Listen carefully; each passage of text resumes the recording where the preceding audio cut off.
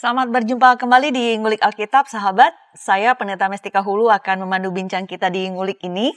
Kali ini kita mengulik Yohanes pasal 13 ayat 1-20. Tema kita kali ini kuasa dan ketaatan. Untuk mengulik teks Yohanes ini telah hadir bersama saya di studio Bapak Pendeta Arlianus Larosa. Halo Pak.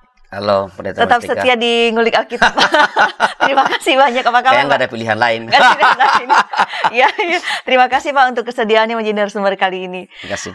Sahabat, Bapak Pendeta Arlianus adalah Direktur Yayasan Komunikasi Bersama YKB. Program Ngulik Alkitab yang sedang kita saksikan saat ini, sebagaimana biasa saya sampaikan dari sini, adalah sarana bagi kita untuk belajar mendalami kitab suci dan kita melihat apa yang menjadi relevansinya dalam kehidupan kita sehari-hari sebagai umat percaya masa kini. Dengan senang hati kami mengajak para sahabat untuk berinteraksi bersama kami melalui kolom komentar yang tersedia. Kita akan awali seperti biasa, segmen pertama dibuka dengan doa oleh Bapak Pendeta Arlianus. Silakan Bapak. Ya, mari kita berdoa. Tuhan, kami bersyukur karena Engkau terus memberikan kepada kami kesempatan untuk belajar di firman-Mu dan tolong kami pada saat ini supaya kami dapat melakukan apa yang Engkau percayakan dengan baik. Kami di studio boleh melakukan ulikan ini dengan sebaik-baiknya dan para sahabat YKB yang bersama-sama dengan kami boleh mendengarkan, memahami dengan baik dan memberikan respon-respons atas galian kami, ulikan kami pada teks kitab suci pada saat ini. Supaya dengan demikian kami boleh semakin mengenal Engkau melalui pengenalan kami pada kitab suci. Seluruh kru yang bekerja pada hari ini juga Engkau berkati dan peralatan yang kami pakai Engkau berkati boleh jadi alat bagi kemuliaan Tuhan untuk pekabaran Injil Kerajaan Allah. Dalam nama Tuhan kami Yesus Kristus. Amin. Saya akan membacakan Yohanes pasal 13 ayat 1-20. Dari sini di studio silakan juga para sahabat sekalian dengan Alkitab masing-masing. Yohanes pasal 13 ayat 1-20. Sementara itu, sebelum hari raya Paskah dimulai, Yesus telah tahu bahwa saatnya sudah tiba untuk beralih dari dunia ini kepada Bapa. Sama seperti ia senantiasa mengasihi murid-muridnya, demikianlah sekarang ia mengasihi mereka sampai kepada kesudahannya. Mereka sedang makan bersama, dan iblis telah membisikkan rencana dalam hati Yudas Iskariot, anak Simon, untuk mengkhianati dia. Yesus tahu bahwa Bapanya telah menyerahkan segala sesuatu kepadanya dan bahwa ia datang dari Allah dan kembali kepada Allah. Lalu bangunlah Yesus dan menanggalkan jubahnya. Ia mengambil sehelai kain lenan dan mengikatkannya pada pinggangnya. Kemudian ia menuangkan air ke dalam sebuah basi dan mulai membasuh kaki murid-muridnya lalu menyekanya dengan kain yang terikat pada pinggangnya itu. Maka sampailah ia kepada Simon Petrus. Kata Simon Petrus kepadanya, "Tuhan, Engkau hendak membasuh kakiku?" Jawab Yesus kepadanya, "Apa yang kuperbuat, engkau tidak tahu sekarang, tetapi engkau akan mengertinya kelak." Kata Petrus kepadanya, "Engkau tidak akan membasuh kakiku sampai selama-lamanya." Jawab Yesus, "Jikalau aku tidak membasuh engkau, engkau tidak mendapat bagian dalam aku." Kata Simon Petrus kepadanya, "Tuhan, jangan hanya kakiku saja, tetapi juga tangan dan kepalaku." Kata Yesus kepadanya, "Barang siapa telah mandi, ia tidak usah membasuh diri lagi selain membasuh kakinya, karena ia sudah bersih seluruhnya. Juga kamu sudah bersih, hanya tidak semua. Sebab ia tahu siapa yang akan menyerahkan dia, karena itu ia berkata, tidak semua kamu bersih." Sesudah ia membasuh kaki mereka, ia mengenakan pakaiannya dan kembali ke tempatnya, lalu ia berkata kepada mereka, "Mengertikah kamu apa yang telah kuperbuat kepadamu? Kamu menyebut aku guru dan Tuhan, dan katamu itu tepat, sebab memang akulah guru dan Tuhan. Jadi, jikalau aku membasuh kakimu, aku yang adalah Tuhan dan gurumu, maka kamu pun wajib saling membasuh kakimu. Sebab aku telah memberikan suatu teladan kepada kamu, supaya kamu juga berbuat sama seperti yang telah kuperbuat kepadamu. Aku berkata kepadamu, sesungguhnya seorang hamba tidaklah lebih tinggi daripada tuannya, ataupun seorang utusan daripada dia yang mengutusnya. Jikalau kamu tahu semua ini, maka berbahagialah kamu jika kamu melakukannya. Bukan tentang kamu semua aku berkata. Aku tahu siapa yang telah kupilih. Tetapi haruslah genap nas ini. Orang yang memakan rotiku telah mengangkat tumitnya terhadap aku. Aku mengatakannya kepadamu sekarang juga sebelum hal itu terjadi, supaya jika hal itu terjadi, kamu percaya bahwa akulah dia. Aku berkata kepadamu, Sesungguhnya, barang siapa menerima orang yang kuutus, ia menerima aku, dan barang siapa menerima aku, ia menerima dia yang mengutus aku. Teks kita cukup panjang, jadi karena itu saya langsung saja ke Pak Pendeta Arlianus. Dengan khas Bapak Pendeta Arlianus membahas ayat demi ayat, jadi saya akan baca kembali ayat pertama Pak, sebelum Bapak menyampaikan ulikan Bapak. Yohanes 13 ayat 1. Sementara itu sebelum hari raya Paskah mulai, Yesus telah tahu bahwa saatnya sudah tiba untuk beralih dari dunia ini kepada Bapa. Sama seperti ia senantiasa mengasihi murid-muridnya, demikianlah sekarang ia mengasihi mereka sampai kepada kesudahannya. Apa maksudnya dari pernyataan Tuhan Yesus di ayat pertama ini, Pak? Iya, terima kasih Pendeta Mastika. Jadi berbeda dengan Injil atau dari Injil Sinoptik Matius, Markus, Lukas yang menggambarkan kegalauan ya Yesus sebelum akhirnya ia menyerahkan diri menuju ke Bukit Golgota ya. Injil Yohanes sama sekali tidak memberi tanda yang menunjukkan bahwa Yesus sempat mengalami rasa galau itu. Tak ada rasa galau ya. Sekali lagi kalau di Injil Sinoptik kita lihat itu ada Yesus di Taman Getsemani bergumul ya. Dalam Injil Yohanes yang ada adalah kesadaran penuh dan kesediaan tulus untuk menjalani rencana Sang Bapa. Tuhan Yesus mengetahui bahwa peristiwa salib itu akan segera tiba dan ia menghadapinya dengan tenang, dengan cinta yang tetap sama kepada para muridnya. Itulah yang tadi nyatakan dalam Yohanes 13 ayat 1. Ya, mungkin boleh dibaca sekali lagi supaya lebih jelas ya. Baik. Sementara itu, sebelum hari raya Paskah mulai, Yesus telah tahu bahwa saatnya sudah tiba untuk beralih dari dunia ini kepada Bapa. Sama seperti ia senantiasa mengasihi murid-muridnya, demikianlah sekarang ia mengasihi mereka sampai kepada kesudahan. Mengasihi sampai kesudahan, ia tahu ia akan beralih. Jadi Yesus sepenuh hati menyadari bahwa dalam dan melalui peristiwa saliblah ia akan dimuliakan dan berpindah kepada Bapa dikatakan tadi. Ini jelaskan dalam Yohanes 13:31 sebenarnya. Di luar bacaan kita mungkin bolehlah dibaca Pendeta Mastika. Yohanes 13:31. Saya membaca Yohanes 13 ayat 31. Sesudah Yudas pergi, berkatalah Yesus, sekarang anak manusia dipermuliakan dan Allah dipermuliakan di dalam dia. Ya, yang dimaksudkan dengan dipermuliakan dalam ayat ini adalah peristiwa salib. Ya, ketika ia disalib. Secara harafiah begini, orang yang disalibkan itu memang posisinya itu akan lebih tinggi dibanding dengan orang di sekitar. Jadi ketika salib direntangkan, lalu ia disalibkan, dipaku, lalu dia diberdirikan di atas, maka posisinya memang lebih tinggi dari orang-orang yang lain di sekitarnya. Nah, Yohanes memaknai ini sebagai peninggian dalam artian pemuliaan Yesus. Kata beralih yang terdapat dalam ayat pertama tadi, ini merupakan acuan simbolik dari peristiwa salib ke kebangkitan. Beralih dari salib ke kebangkitan. Dan sampai pada peristiwa salib itu, Yesus tetap mengasihi murid-muridnya dengan sempurna, dengan kualitas yang sama. Kata kesudahannya di ujung ayat yang pertama tadi yang sudah dibacakan ini diterjemahkan dari kata telos yang berarti secara penuh atau akhir. Nah, dengan ini Yohanes mau menyatakan bahwa, bahkan menegaskan sebenarnya bahwa selama bersama-sama dengan mereka, Tuhan Yesus telah mengasihi murid-muridnya. Di ujung hidupnya, Yesus bahkan menunjukkan kasihnya dalam cara yang sangat dalam dan dramatik sebenarnya, yaitu memberikan nyawanya. Jadi, sekali lagi, berbeda dengan Injil Sinoptik, Injil Yohanes menggambarkan bahwa sejak awal Yesus menyadari dan karena itu dengan penuh keyakinan menyongsong peristiwa salib itu. Dalam Injil Yohanes tak ada kisah dramatik doa di Taman Getsemani, nggak ada. Dalam Injil Yohanes, Yesus dengan kesadaran penuh dan keyakinan yang teguh berjalan menuju salib, tempat di mana ia akan dimuliakan. Begitu Pendeta Mastika. Baik, menarik ya Pak bahwa Tuhan Yesus menyadari semua itu dan dengan penuh keyakinan dia menyongsong salib itu. Ya, baik. Saya melanjutkan Pak. Ke ayat berikutnya 2 dan 3 saya baca sekaligus sebelum Bapak menyampaikan ulikan Bapak.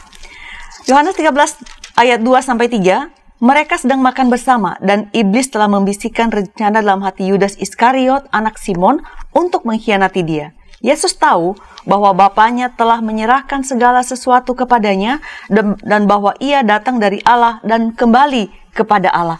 Apa pesan teks 2 ayat ini pada kita, Pak? Ya, dalam ayat 2 ini Yohanes menunjukkan kontras antara kasih Yesus yang sempurna, ya, telos tadi, dan yang tak berkesudahan dengan pengkhianatan manusia yang diwakili oleh Yudas. Ya. Pengkhianat itu, Pendeta Mestika, datang dari lingkaran dalam, inner circle, dari kalangan terdekat di Yesus. Nah, ini rasanya perlu kita waspadai secara khusus oleh siapapun yang memandang dirinya punya relasi yang sangat akrab, yang sangat dekat dengan Tuhan. Pokoknya orang lingkaran dalam Tuhan lah, ya. Memandang diri sudah punya relasi yang sangat dekat dengan Tuhan dapat, saya ulangi, dapat, belum tentu, dapat membuat kita lengah. Sehingga kita dengan mudah dipakai oleh kuasa jahat untuk melakukan hal-hal yang justru merupakan pengkhianatan kepada Tuhan Yesus. Dalam hal ini dengan sedih saya harus, dan malu sebenarnya, saya harus mengatakan bahwa sudah ada beberapa orang yang menyebut diri sebagai hamba Tuhan dan terkenal, banyak pengikutnya, ya, banyak yang kagum pada pengajaran-pengajarannya, justru melakukan hal-hal yang mengkhianati Tuhan. Ada yang terjatuh atau berkhianat dalam menyelewengkan keuangan gereja, atau melakukan pelecehan seksual. Sangat menyedihkan. Sebagai seorang pendeta, kita sebagai sama pendeta, iya, ini sangat berita yang sangat memukul buat kita. Semua orang yang merasa dekat dengan Tuhan perlu semakin mawas diri. Jadi jangan karena kita, ya misalnya kita nih pendeta kan kita rajin baca Alkitab, rajin berkhotbah, ya. Jadi kita merasa pokoknya kita kebal terhadap hal-hal yang dapat mengkhianati Tuhan Yesus. Kita tidak mungkinlah berkhianat. Nggak mungkin jatuh lah. Ya, kalau jatuh ya anggota jemaat lah. Yang mungkin orang-orang yang jarang baca Alkitab. Yang jarang memperbincangkan firman Allah. No. Melalui peristiwa ini kita diingatkan, Yudas itu orang terdekat. Dia dipercaya sebagai bendahara. Ya, jadi orang yang terdekat Tuhan. Tetapi justru ya karena mungkin ada misi yang lain, ada keinginan yang lain, ya, ada hasrat yang berbeda, yang tidak sejalan dengan yang dikehendaki Allah, maka akhirnya ia terjatuh, berkhianat, mengkhianati apa yang sudah dipercayakan padanya, mengkhianati Yesus yang sudah memberikan segala-galanya. Jadi kita ini atau siapapun lah sebenarnya, yang saya ulangi, merasa belum tentu benar loh. Merasa dekat dengan Tuhan, merasa sering bolak-balik naik turun surga, ya, sering bercakap-cakap personal dengan Tuhan, dan Tuhan ada di depannya, mendatanginya. Siapapun yang merasa sangat dekat dengan Tuhan harus semakin waspada bahwa kita punya peluang untuk berkhianat, sama seperti orang lain punya peluang untuk mengkhianati Tuhan. Begitu Pendeta Mestika. Jadi seperti yang selalu disampaikan dari studio Ngulik Alkitab ya Pak, bahwa kita belajar dari firman Tuhan untuk melihat relevansinya dalam kehidupan kita sehari-hari, dan apa yang terjadi pada Yudas yang inner circle Yesus itu bisa menyangkal Tuhan, maka kita juga patut mewaspadai ya Pak, sedekat apapun kita merasa Tuhan. Jangan pernah merasa kebal ya Pak. Kebal. Jangan merasa terlalu pede ya. Iya. Bahwa kita ada kemungkinan akan berkhianat. Baik, terima kasih Pak untuk penjelasan di segmen pertama ini dan peringatan yang juga patut kita pertimbangkan dengan baik supaya tidak melakukannya juga. Kita akan melanjutkan ulikan kita setelah pesan-pesan berikut ini.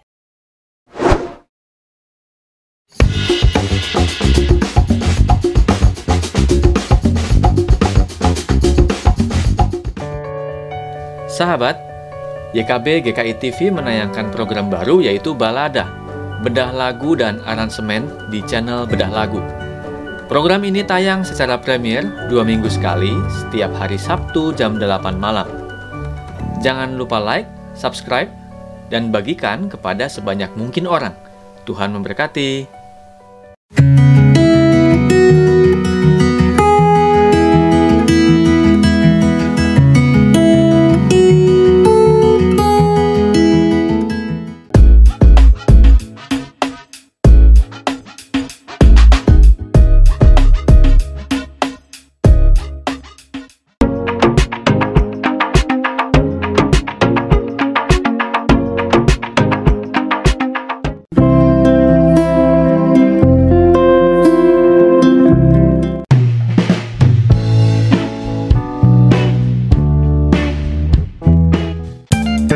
Sahabat, mari dukung pelayanan dan pekabaran Injil melalui YKB dengan membagikan link acara ini kepada sebanyak mungkin orang.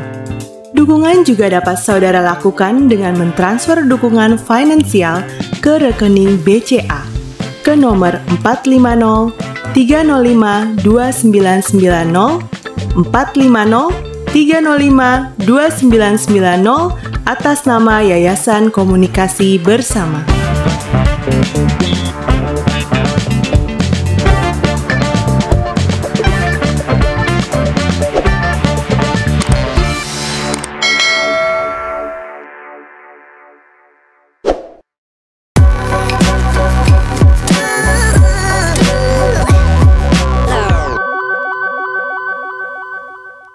Masih di Ngulik Alkitab bersama saya Pendeta Mestika Hulu dan narasumber kita Bapak Pendeta Rian Slerosa. Kita sedang mengulik Yohanes pasal 13 ayat 1-20. Tema kita kuasa dan ketaatan. Kita melanjutkan ulikan kita.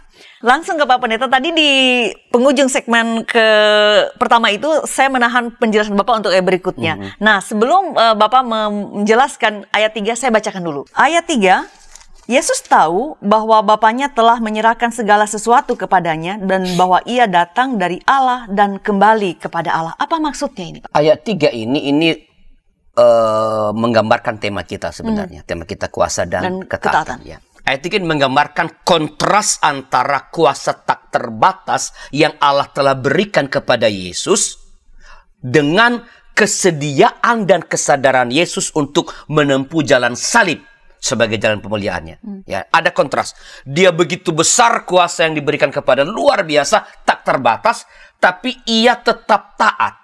Ya. Meskipun Yesus memiliki kuasa yang tak terbatas, namun ia kuasa itu yang telah diberikan Sang Bapa itu tidak membuat Yesus kehilangan ketaatannya kepada Sang Bapa. Kuasa itu tidak bertentangan dengan ketaatan. Saya ulangi, kuasa itu tidak bertentangan dengan ketaatan. Ini menjadi pembelajaran yang sangat penting bagi kita menurut saya. Sebab pada kenyataannya ada orang-orang yang berkuasa atau merasa dekat dengan orang yang berkuasa, justru kehilangan kesediaan untuk taat. Ya, kita lihat ada beberapa contoh yang lalu. Ya, saya siapanya jenderal. Ya. Lalu sewenang-wenang, ya. Atau kalau dia adalah anggota dewan yang terhormat, lalu ngusir orang dan sebagainya begitu. Itu adalah orang yang punya kuasa atau menganggap dekat dengan orang yang punya kuasa, lalu justru bersikap sewenang-wenang. Kuasa yang dimiliki justru dipakai untuk melanggar apapun. Kuasa dipakai sebagai alat untuk tidak taat. Nah, Tuhan Yesus melalui tindakannya ini meneladankan kepada kita bahwa kuasa itu tak perlu dipertentangkan dengan ketaatan. Orang yang memiliki atau diberikan kuasa yang sebesar apapun tetap dapat bersikap taat pada tatanan, taat pada aturan yang sudah disepakati bersama. Bahkan sebenarnya karena ia punya kuasa yang besar, ia harus jadi teladan di dalam ketaatan. Karena kalau dia taat, semua yang lain akan taat. Ya, jadi ia jadi sponsor ketaatan. Ini semakin penting kalau kita melihat realitas yang ada dalam kehidupan bergereja, ya Pendeta Mestika. Ya, kita sama-sama kita tahulah. Ada dalam pengamatan saya, bisa keliru. Ya. Ada orang-orang yang merasa punya kuasa karena pengetahuan teologinya yang sangat luas, ya. Justru melakukan hal-hal yang sebaliknya. Karena ia merasa pintar, punya pengetahuan yang luas, mereka lalu melanggar dan melawan hal-hal yang sudah disepakati bersama dalam komunitasnya, dalam gerejanya, dalam sinodenya, ya. Dan mempersoalkan hal-hal yang sepele, hal-hal yang sederhana yang sebenarnya kalau ia taati sebenarnya nggak akan menimbulkan persoalan gitu loh. Mestinya orang-orang pandai mempersoalkan hal-hal yang fundamental, mengkritik hal-hal yang prinsipil, bukan tete-tete yang kecil-kecil gitu loh. Ya, misalnya model toga atau cara membawa Alkitab. Orang-orang pandai. Tetapi ketika ada kesepakatan dalam gerejanya, karena ia merasa saya punya sumber lain, Dia pikir orang lain nggak punya sumber. Saya punya sumber juga yang mengatakan bahwa nggak mesti begitu. Ya memang nggak mesti begitu. Tetapi Anda sudah ada dalam komunitas. Dan komunitas Anda sudah membuat kesepakatan. Kalau mau, ubahlah kesepakatan. Karena merasa dirinya sudah memiliki hal yang pengetahuan yang besar. Lalu dengan seenaknya mengabaikan kesepakatan, ia malah tidak taat. Sebenarnya hal-hal kecil itu kalau dia taati sebenarnya nggak akan bikin apa-apa. Apa sih susahnya taat?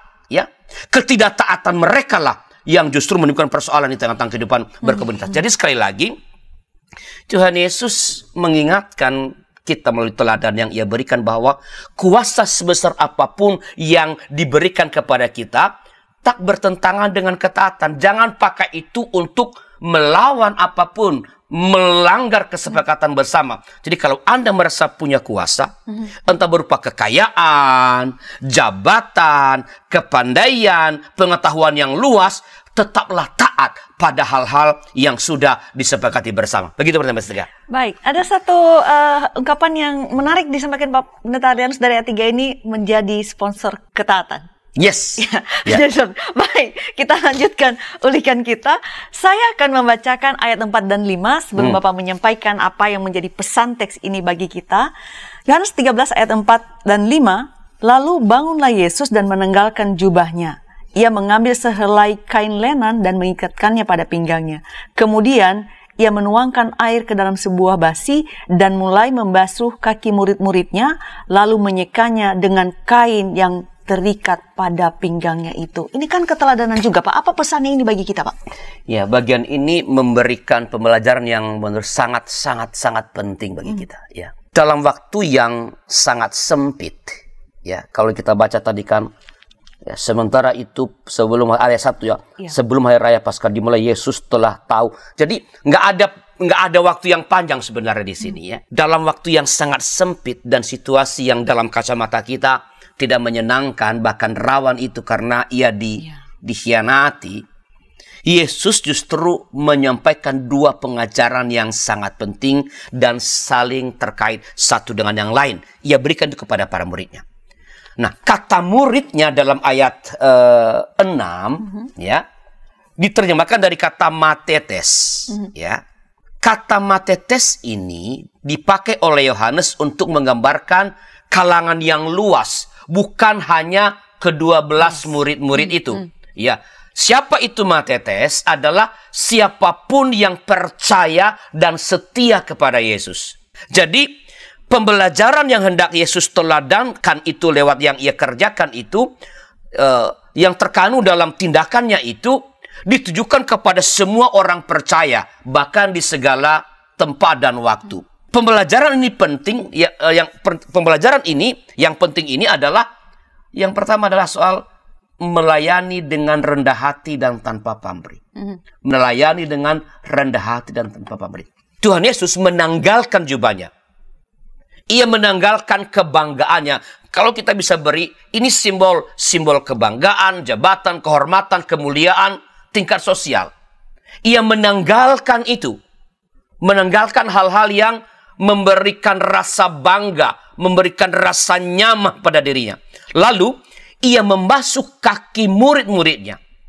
Ia menempatkan diri lebih rendah dari seorang budak yang tak punya hak apa-apa, yang hanya melakukan segala sesuatu demi kepentingan tuannya.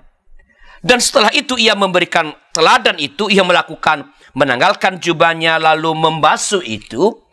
Ia meminta agar para murid melakukan hal yang sama. Nah, untuk ini kita agak meloncat sedikit Pendeta Mestika ke ayat 14 dan 15. Tolong dibacakan.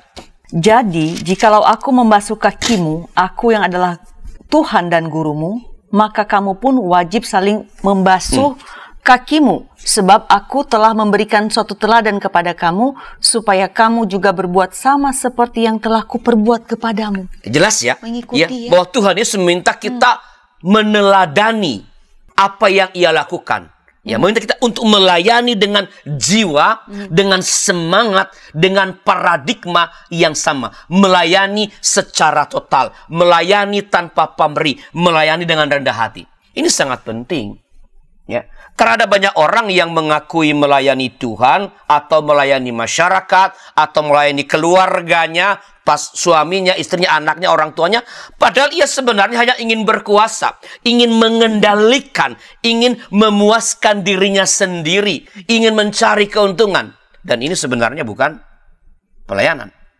Tanda-tandanya gampang sekali kita deteksi sebenarnya. Kalau tak sesuai dengan yang ia inginkan, ya marah. Kalau tak sesuai dengan seleranya, ia ngambek. Kalau tak menguntungkan dirinya, ia mundur. Ya, banyak menuntut, sedikit memberi. Banyak mengkritik, sedikit memberikan solusi. Tak peduli yang lain. Yang penting kebutuhan atau kepentingan saya atau kelompok saya terpenuhi. Jadi gampang melihat apakah kita itu melayani atau sebenarnya sekadar mengambil keuntungan dari apa yang sedang kita kerjakan. Nah, Tuhan Yesus meminta kita untuk melayani Dia melalui gerejanya, melalui sesama dengan rendah hati tanpa pamrih. Nah, karena ini saling terkait pertanyaan bestika, maka saya mengajak kita sedikit keluar dari bahan kita ya. Baik. Yaitu melihat ayat 34 dari pasal yang sama dari Injil Yohanes. Yohanes 13 ayat 34, Aku memberikan perintah baru kepada kamu, yaitu supaya kamu saling mengasihi. Sama seperti aku telah mengasihi kamu, demikian pula kamu harus saling mengasihi. Teladan lagi. Ya, teladan. Tadi kan untuk melayani dengan rendah hati tanpa sekarang, saling mengasihi. Saling mengasihi. Ya, Tuhan memerintahkan agar, memerintahkan loh ini. Ini sifatnya ya imperatif, bukan pilihan. Memerintahkan agar kita saling mengasihi seperti Ia telah mengasihi kita. Pertanyaannya adalah, bagaimanakah Yesus mengasihi kita? Kita tahu semua. Tuhan Yesus mengasihi kita dengan menyerahkan dirinya secara total. Mati di kayu salib. Dalam bahasa Yohanes, dipermuliakan, ditinggikan. Jadi Yesus meminta kita saling mengasihi dalam cara seperti ini. Ini nggak berarti bahwa kita harus disalibkan juga. Mana bisa kita nggak, hanya Tuhan Yesus yang bisa menanggung salib. Kita nggak bisa ya, disalib. Bukan. Bukan itu maksudnya. Tuhan Yesus meminta kita untuk mengasihi dengan memberi apapun yang terbaik dan itu secara total. Nah, inilah kasih yang tak berpusat pada diri sendiri melainkan pada Dia atau mereka yang dikasihi. Mengasihi bukan supaya aku, bukan juga karena engkau. Ya, saya ulangi, mengasihi bukan supaya aku misalnya mendapatkan sesuatu atau bukan karena engkau baik, bukan. Mengasihi dalam kesadaran dan semangat memberi apapun yang terbaik dari apa yang dimiliki. Nah, kedua perintah ini tadi melayani ya dan mengasihi ini saling terkait. Makanya saya minta kita tadi membaca ayat 34. Yang satu memberikan dasar dan yang lain memberikan wujud. Orang yang mengasihi, saya bilang misalnya kepada penerima, aku mengasihi engkau. Ya, itu bisa omong kosong. Orang yang mengasihi pasti akan melayani, itu wujud konkret dari kasih itu. Sebab itulah yang paling otentik dari mengasihi, yaitu melayani. Orang yang melayani harus mengasihi. Tanpa mengasihi, itu pasti bukan melayani. Walaupun melakukan sesuatu, saya sediakan air misalnya atau menyediakan apa, oke, melakukan yang baik. Tetapi kalau tidak motifnya bukan mengasihi, itu pasti bukan melayani, melainkan hanya sekadar bekerja atau sekadar berkegiatan atau sekadar melakukan sesuatu demi diri sendiri. Praktiknya bisa sama, terlihat sama, sama-sama sibuk di gereja, sama-sama ini dan itu, tetapi nilainya jelas berbeda. Begitu. Baik, saya menarik Bapak tadi mengingatkan kita bahwa Tuhan meminta kita mengasihi dengan memberi apapun yang terbaik secara total. Itu kita dapatkan di bagian ini. Saya lanjutkan, Pak. Tadi Bapak menjelaskan tentang mengasihi, melayani dan mengasihi itu kan berjalan beriringan, Pak. Nah, bagaimana nih, Pak, membedakan antara melayani dengan sekadar melakukan kegiatan atau sekadar bekerja, Pak? Kan tipis-tipis nih, Pak. Sama servis ya, servis melayani. Tadi saya sudah sampaikan bahwa orang yang berpura-pura melayani itu mudah marah. Kalau tak sesuai maunya.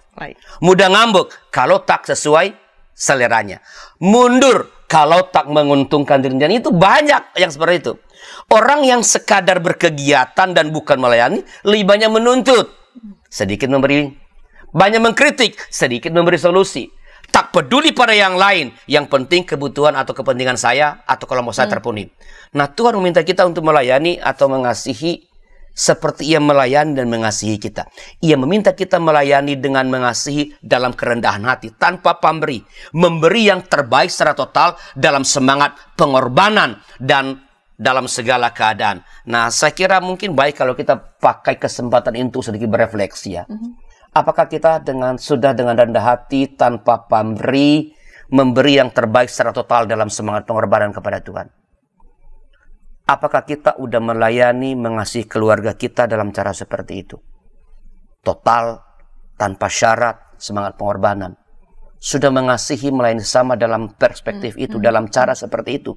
Sudah melayani di rumah Tuhan, di gerejanya, dengan memberikan yang terbaik secara total, semangat pengorbanan, dengan rendah hati, tanpa pamrih. Saya kira kita perlu manfaatkan sisa-sisa waktu hidup kita ini untuk merenung. Ya, merenungkan, dan kalau malam ini ngulik Alkitabnya kita lakukan malam ini sebelum tidur lah. Sehabis dengarkan ngulik ini, mari kita berefleksi. Apa pelayanan yang sudah kita berikan kepada Tuhan melalui gerejanya? Sudahkah kita mengasihi dan melayani Tuhan keluarga kita, sesama kita, seperti Tuhan telah mengasihi kita dan melayani kita sampai Ia mati di kayu salib? Saya kira perlu kita memberi waktu untuk itu.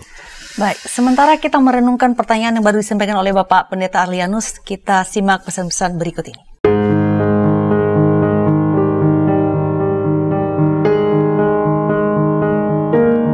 Sahabat, kami mengucapkan terima kasih karena sudah menjadi mitra pekabaran Injil di channel YouTube YKB GKI TV.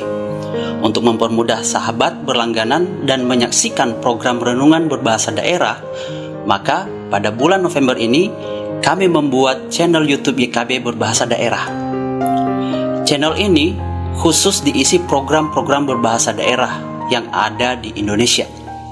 Diingat ya sahabat, mulai bulan ini program seperti Bahasa Dede bahasa Nias, Palamboroha bahasa Toba, Pepalem Pusuh bahasa Karo, Pamalas Uhur bahasa Simalungun, Pepalem Ate bahasa Pakpak Daeri, Pani Ismanah bahasa Sunda, Pangayeming Manah bahasa Jawa, Panadoh Ati bahasa Dayak Ahe, Penyadingan Atei bahasa Dayak Ngaju, Piranai Atei bahasa Dayak Maanyan, Umpama Tanak Pena bahasa Toraja, Papan Sungai Naunga bahasa Talaut, Pakateno Unau bahasa Siau, Mari Kasagar Hati bahasa Kupang, Pamaringu Eti bahasa Sumba, Mapalolinekaf bahasa Timur, dan bahasa daerah lainnya akan tayang di channel YouTube YKB berbahasa daerah. Jangan lupa subscribe dan tekan tanda lonceng untuk mendapatkan informasi video terbaru di channel YouTube YKB berbahasa daerah. Terima kasih, Tuhan Yesus memberkati.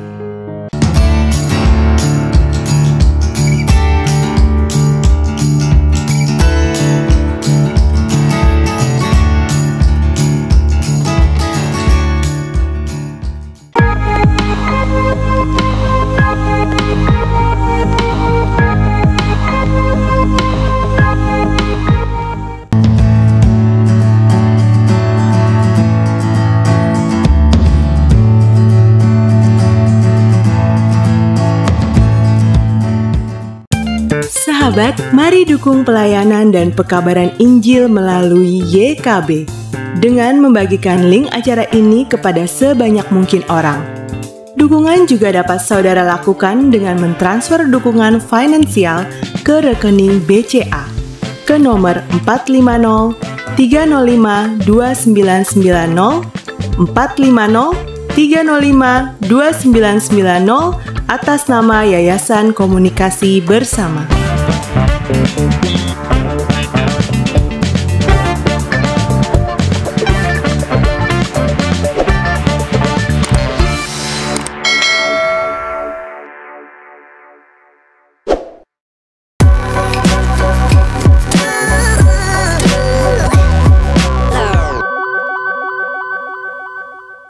Terima kasih sahabat, masih setia bersama kami di Ngulik Alkitab. Saya Pendeta Mestika Hulu dan narasumber kita Bapak Pendeta Arlianus Larosa.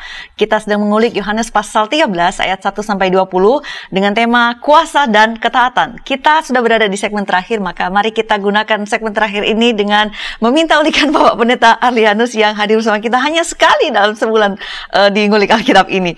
Baik, tadi kita sudah sampai mengulik di ayat 5 ya Pak, dan kemudian saya tadi ingin membacakan ayat 6-11 sebelum Bapak menyampaikan ulikan Bapak apa yang menjadi pesannya bagi kita. Yohanes 13 ayat 6-11. Maka sampailah ia kepada Simon Petrus. Kata Petrus kepadanya, Tuhan, engkau hendak membasuh kakiku? Jawab Yesus kepadanya, apa yang kuperbuat engkau tidak tahu sekarang, tetapi engkau akan mengertinya kelak. Kata Petrus kepadanya, engkau tidak akan membasuh kakiku sampai selama-lamanya. Jawab Yesus, jikalau aku tidak membasuh engkau, engkau tidak mendapat bagian dalam aku. Kata Simon Petrus kepadanya, Tuhan, jangan hanya kakiku saja, tetapi juga tangan dan kepalaku. Kata Yesus kepadanya, barang siapa telah mandi, ia tidak usah membasuh diri lagi selain membasuh kakinya, karena ia sudah bersih seluruhnya. Juga kamu sudah bersih, hanya tidak semua.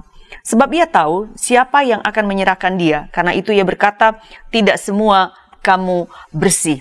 Ayat-ayat ini kan Pak 6-11 ini begitu ya, tampaknya merupakan satu kesatuan gitu. Mengapa, dan pertanyaan saya ke Bapak membuka segmen ketiga ini, mengapa Petrus menolak pembasuhan dari Tuhan? Apa pesan dari respon Yesus atas protes Petrus ini? Ya, sebelum menjawab itu saya agak sedikit kembali merujuk pada penjelasan yang tadi. Ada yang tadi belum sempat saya jelaskan. Silakan Pak. Ada hal yang penting. Jadi begini, dalam aksi pembasuhan ini, ya, pembasuhan yang dilakukan Yesus, Yudas yang sudah diketahui akan mengkhianati itu tetap ikut dibasuh oleh Yesus. Ini penting sekali.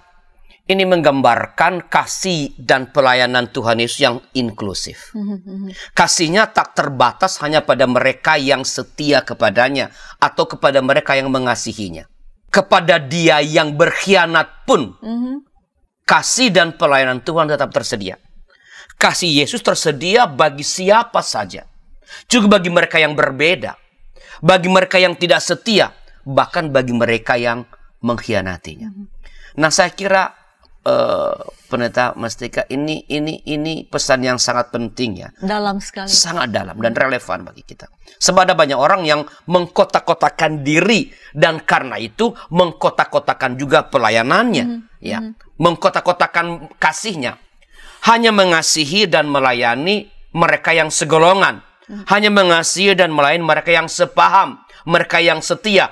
Mereka yang berkontribusi bahkan. Kalau nggak berkontribusi, ngapain amat? Dia memang udah bikin apa di komunitas ini? Nah, Tuhan Yesus mengingatkan kita agar kasih dan pelayanan itu bersifat inklusif. Terbuka bagi siapa saja yang memerlukan.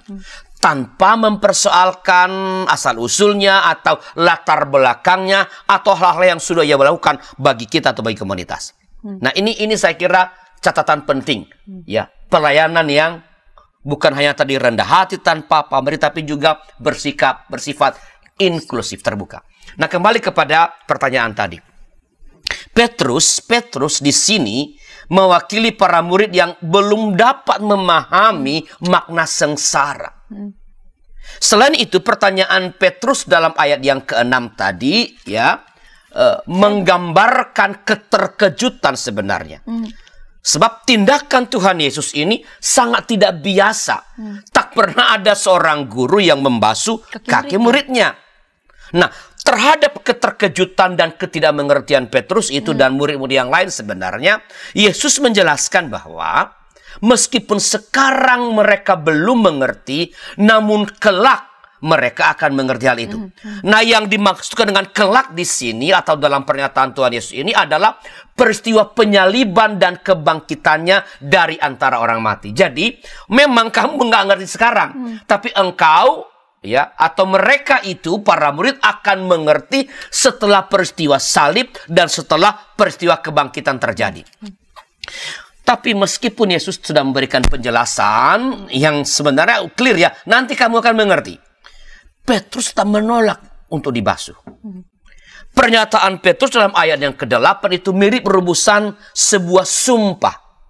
Kita dapat mengartikannya sebagai penolakan yang keras dan radikal. Engkau sama sekali tidak akan pernah membasuh. Ya, ini semacam sumpah. Nah, mengapa Petrus menolak begitu keras keinginan Yesus untuk membasuh? Karena sederhana, ia tak ingin gurunya melakukan hal-hal yang menurut dia nggak pantas, bodoh, nggak masuk di akal, akan ditertawakan. Ia ingin menjaga reputasi gurunya, menjaga kehormatan, menjaga kewibawaan, agar Yesus jangan dianggap ini guru aneh amat sih. Pekerjaan pelayan. Pelayan itu. Nah, respons Yesus selanjutnya mengemukakan betapa pentingnya pembasuhan ini, pembasuhan yang lakukan ini. Ia katakan hanya dengan dibasuh oleh Yesus, seseorang dapat atau mendapatkan tempat dalam persekutuan dengan Yesus. Tadi katakan apa? Kalau aku tidak membasuh engkau tidak mendapat tempat bagian di dalam aku. Enggak. Kalau kamu nggak dibasuh, enggak mendapat bagian dalam aku. Nah, jadi hanya melalui pembasuhan itulah seseorang akan mendapat tempat dalam persekutuan dengan Yesus. Karena itu ada penafsir yang menyatakan bahwa ini berkaitan dengan praktik baptisan sebenarnya. Yang dilakukan gereja Purbaya. Ada juga penafsir yang mengatakan nggak ada hubungan. Tapi kalau kita lihat sebentar ada relasinya. Penjelasan yang diberikan Tuhan Yesus ini bahwa kalau engkau tidak dibasuh, engkau tak mendapat bagian, segera mengubah reaksi Petrus.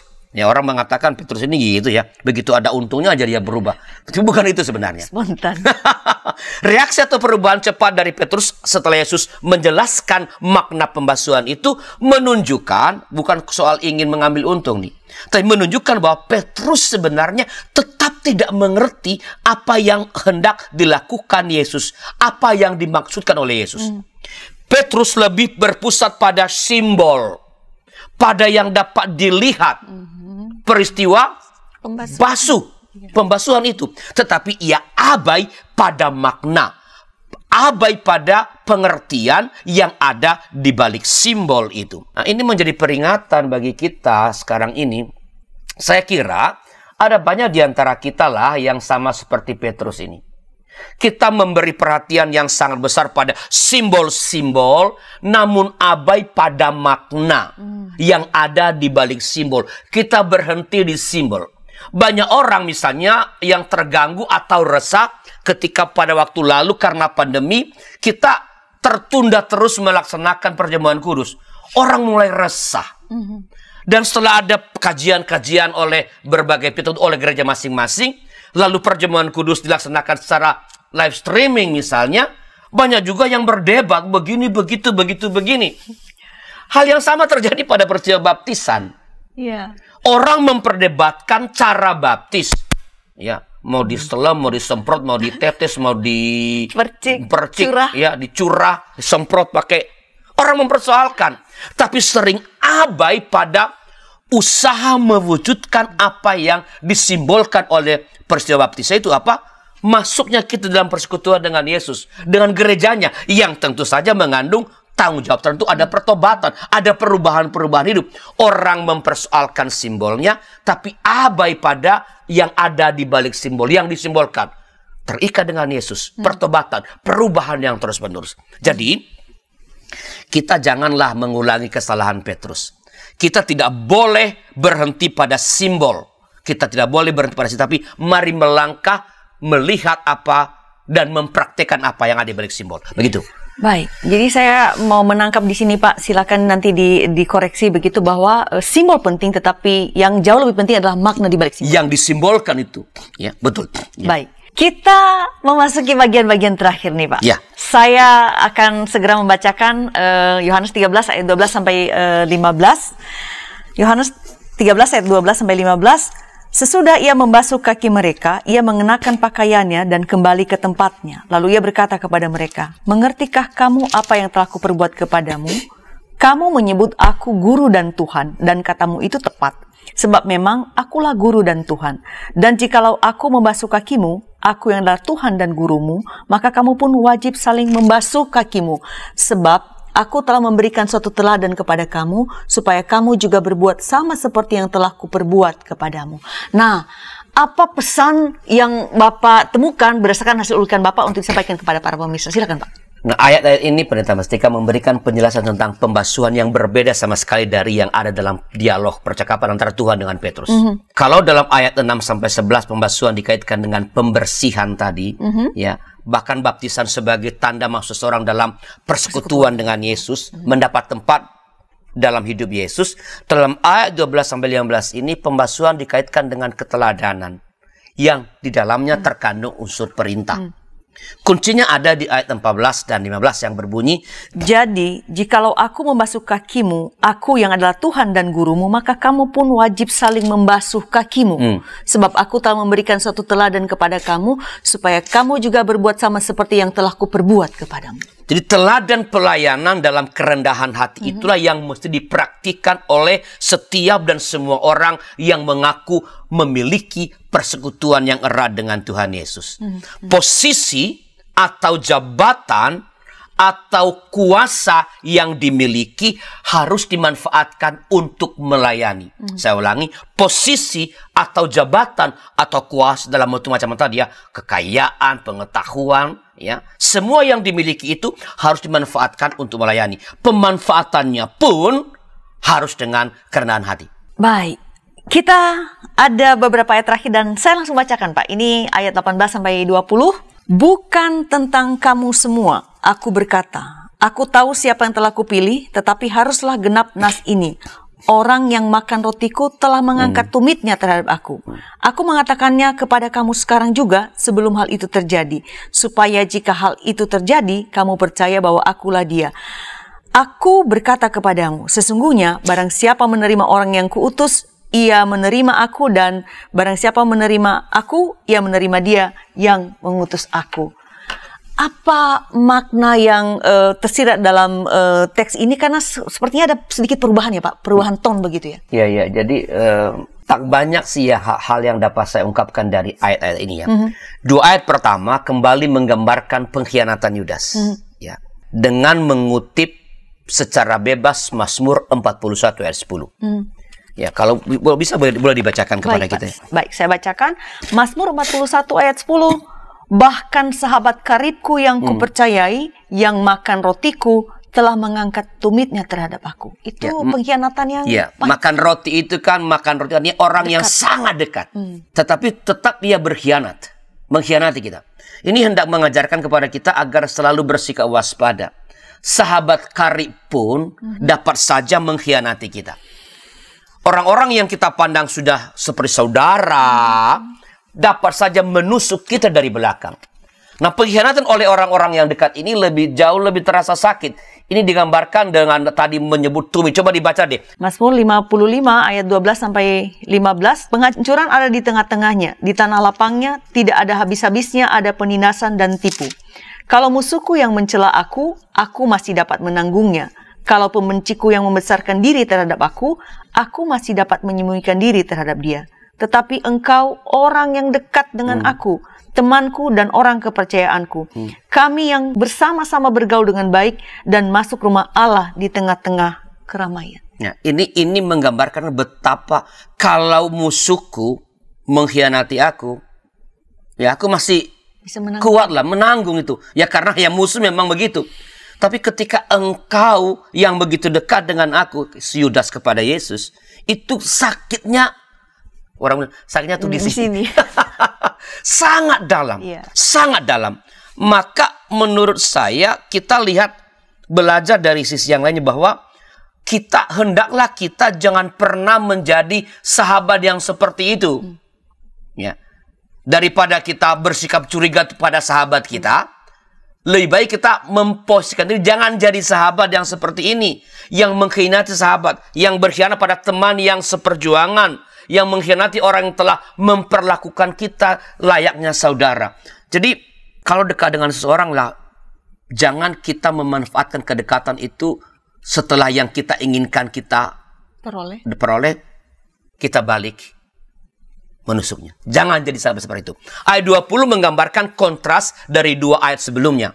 Yaitu relasi yang sangat erat antara Yesus dengan orang-orang yang percaya. Kalau tadi sahabat yang berkhianat, di ayat 20 ini digambarkan relasi yang sangat erat antara orang-orang percaya dan setia kepada Yesus dengan Yesus. Yang dilakukan oleh siapapun kepada mereka yang percaya kepada Yesus dan setia kepada Yesus diperhitungkan sama dengan perlakuan kepada Yesus. Jadi kayak diidentikan gitu loh. Siapa yang setia kepada Yesus akan mendapat dan harus mendapat perlakuan yang sama seperti kepada Yesus. Kalau orang memperlakukan engkau kasar, maka orang yang memperlakukan itu seolah-olah yang melakukan kepada Tuhan Yesus. Kalau ada orang berbuat baik kepada orang yang setia kepada Tuhan, yang percaya kepada Tuhan, maka orang yang berbuat baik itu bukan berbuat kepada orang itu, tetapi ia berbuat kepada Yesus. Jadi kalau pada ayat sebelumnya 2 ayat itu soal pengkhianatan antara dua sahabat, di sini justru digambarkan kedekatan yang luar biasa antara dua yang bersahabat, yaitu Yesus dengan para murid-muridnya.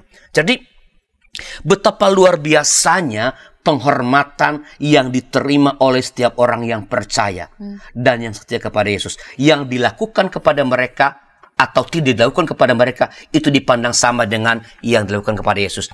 Ini kalau dalam Injil Matius apa ya? Itu kan kepada orang yang miskin. Apa yang kau lakukan kepada saudaraku yang paling hina. Ya. Nah di Yohanes bukan hanya kepada yang paling tetapi kepada setiap orang yang setia, yang percaya, perlakuan terhadap mereka adalah sama seperti perlakuan terhadap Tuhan Yesus. Begitu pertanyaan ketiga. Baik, kita tiba di penghujung ngulik ini. Terima kasih banyak Bapak Pendeta Arlianus telah menjadi narasumber di ngulik Alkitab kali ini. Kiranya seluruh penjelasan Bapak, pelayanan yang diberikan menjadi berkat bagi seluruh pemirsa yang bersama kita kali ini. Ya, dua hal yang mau saya sampaikan kembali dari apa yang kita ulik kali ini, bahwa tadi Pak Pendeta dalam penjelasannya mengatakan pada kita bahwa kasih Tuhan itu terbuka bagi semua. Bukan hanya orang-orang yang mengasihi dan setia padanya, bahkan bagi pengkhianat pun tersedia. Dan itu tentu juga membawa kita untuk meneladani hal itu, mengajak kita meneladani hal itu. Kemudian sesudah tema kita bahwa kuasa dan ketaatan, kita diingatkan melalui ulik kali ini bahwa kuasa yang kita terima seperti Tuhan Yesus juga sudah menerima dari Bapa, seharusnya menjadikan kita termotivasi untuk menjadi teladan dalam ketaatan. Saya sangat tertarik dengan tadi Pak Pendeta Arlianus katakan bahwa kita menjadi sponsor ketaatan. Dan di dalam ketaatan, kuasa dan ketaatan itu kita diingatkan untuk menjadi sahabat bagi orang lain. Antara lain begitu, jangan menjadi sahabat yang curang atau berkhianat, tetapi menjadi sahabat yang baik sebagaimana Tuhan juga menjadi sahabat kita dan setia bagi kita. Tuntas sudah ngulik Alkitab kali ini. Kami berterima kasih kepada seluruh sahabat yang setia bersama-sama dengan kami dalam setiap episode ngulik Alkitab juga kali ini, dan kami juga mengucapkan terima kasih dan apresiasi atas dukungan yang diberikan berupa like ataupun membagikan link ngulik Alkitab ini kepada sebanyak mungkin orang agar mereka juga bertumbuh seperti kita, dan membagikannya pada media sosial yang Anda miliki juga. Dan tentu saja kami senantiasa mengingatkan jangan lupa untuk melakukan subscribe di channel Bible Study agar sahabat mendapatkan konten-konten terbaru dari kami. Sampai jumpa di episode yang akan datang. Kita akhiri ngulik ini. Doa dibawakan oleh Bapak Pendeta Arlianus. Silakan Bapak. Terima kasih. Mari kita berdoa. Tuhan, terima kasih atas pembelajaran pada hari ini, pada kali ini. Ajar kami untuk boleh terus taat kepada Tuhan, taat kepada kesepakatan-kesepakatan di komunitas kami, taat pada hukum yang berlaku. Itu jangan biarkan kami memanfaatkan posisi, pengetahuan, kekayaan kami untuk melanggar hal-hal yang sudah kami sepakati bersama. Jadikan kami sahabat yang terus setia. Jangan biarkan kami mengkhianati orang-orang yang mengasihi kami. Jangan pernah biarkan kami, ya Allah, untuk menjadi orang-orang yang tidak tahu berterima kasih, yang justru melakukan hal yang buruk bagi mereka yang telah berbuat baik kepada kami. Bahkan bagi mereka yang berbuat jahat kepada kami, berikan kami kemampuan untuk terus boleh menjadi orang yang terus berbuat baik kepada mereka. Terima kasih Tuhan, berkati pelayanan YKB dalam mengabarkan Injil Kerajaan Allah, boleh menjadi alat untuk semakin membuat banyak orang mengerti kehendak Tuhan dan percaya kepada Tuhan. Demi Kristus Tuhan kami berdoa. Amin. Sahabat, mari dukung pelayanan dan pekabaran Injil melalui YKB dengan membagikan link acara ini kepada sebanyak mungkin orang. Dukungan juga dapat saudara lakukan dengan mentransfer dukungan finansial ke rekening BCA ke nomor 450 305 2990 450 305 2990 atas nama Yayasan Komunikasi Bersama.